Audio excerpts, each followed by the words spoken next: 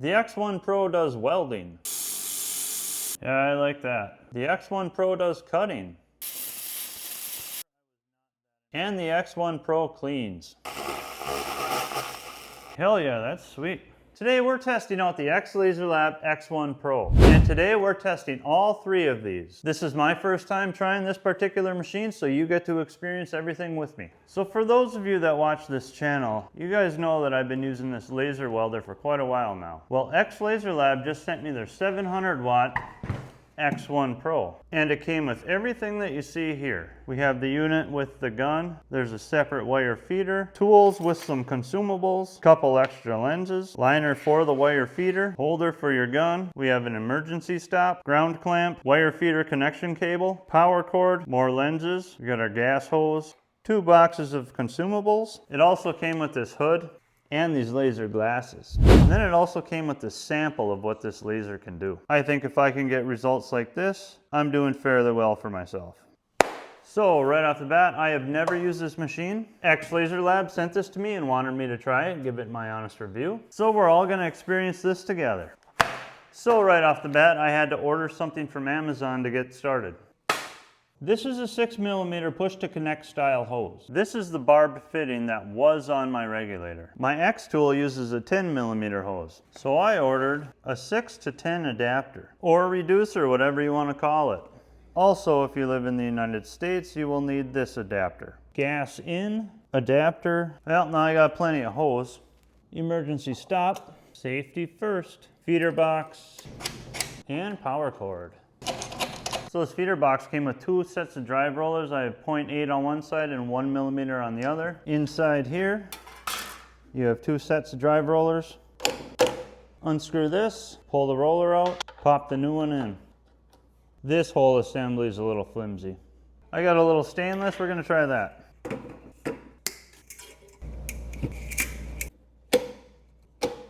Liner jacket goes in here. Set screw here. Feeder box power here. Now this end attaches to your gun, like this I'm assuming. And the ground goes in here. These are backwards. Unreal. Why? Here's my X-Tool power cord. These are completely opposite.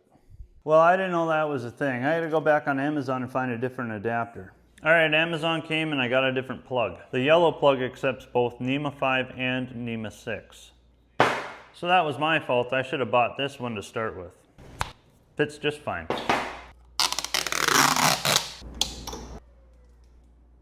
So this thing does cleaning, cutting, and welding. We're going to choose welding. It says emergency stops on. Atmospheric pressure. Turn the gas on.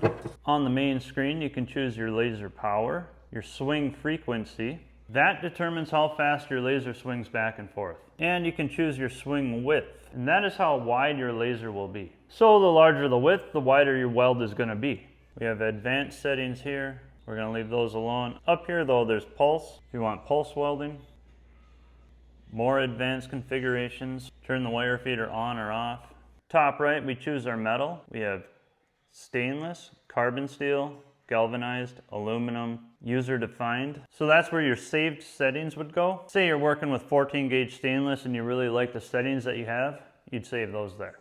And here we have other. This would be for your specialty metals like brass or copper. And over here on the right side, you choose your metal thickness. Lastly, on the side of your gun, you have presets. So if you have different metal thicknesses or different metals that you're working with, you can switch between 3 different programs. That's actually pretty neat. I do like that. So I had to feed this wire through this liner, and to do so you push in the wire feed button, or you can do that on your screen. Alright, I'm going to run a bead and we'll see what it's like. Just a little guy. That looks alright. Alright, I'll put a bead in there, we'll see what that does. That looks pretty good. Here's the other side. Let's go ahead and see if we can get a wider bead.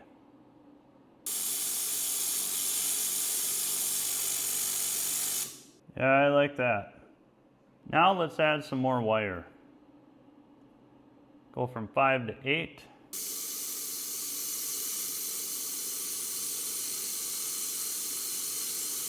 That is freaking amazing.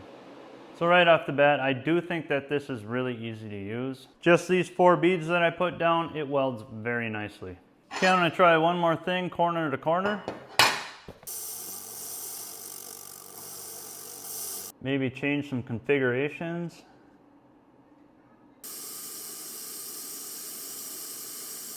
Turn this up. It's a little better, but I'm getting a lot of undercut on the one on the right. The one on the left might be all right if I do a couple passes. So to change over to cutting, you unscrew the end and put in the new cutting end.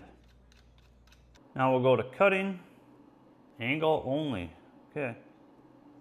Okay, I should mention this is 10 gauge stainless as well.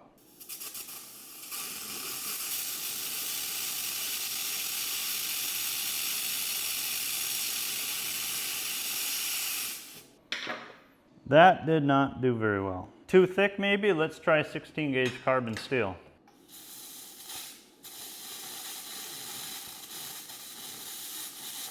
Maybe I need to increase the gas pressure.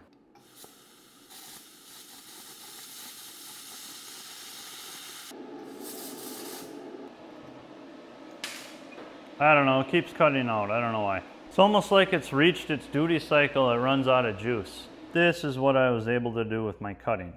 All right, so lastly, we're gonna try that cleaner. Grab this nozzle here. Cleaning, confirm. So I have some rust on this angle. We'll try to get rid of that.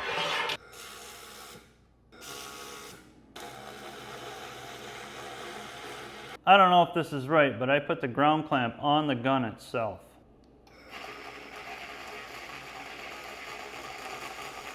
It seems like it cuts right through that rust, no problem. That's pretty impressive.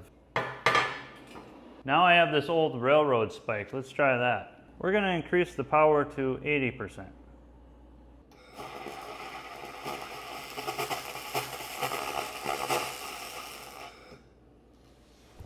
Hell yeah, that's sweet. All right, knowing what I know now, I'm going to try cutting again, except I'm going to take the ground and clamp it directly to the gun. Put that back in.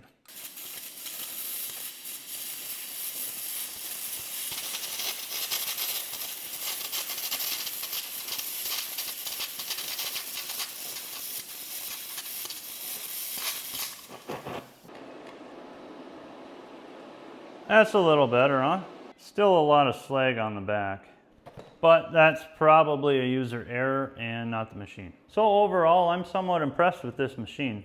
It welded this T-joint beautifully. Corner to corner, I struggled quite a bit. But more than likely, that's me and not the machine. The cleaning and rust removal, I freaking love that. I don't know why. Cutting, however, I was not that impressed. Overall, as far as the quality and the way this thing was built, I think it definitely has some room for improvement there. But it is on the cheaper side price-wise. And as far as the way things are going with technology and welding, I think it's a decent fit for somebody's garage if they're able to afford it. You can check out the description below for all the details. And as always, thanks for watching. Thanks to XLaserLab, and that's it for this one. I'll see you on the next.